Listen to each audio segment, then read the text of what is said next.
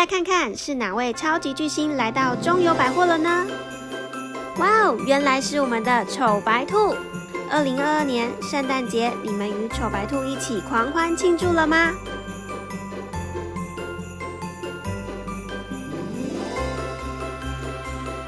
快来跟丑白 say hello 吧！今天丑白就要带你们进入丑白的超级响宴派对。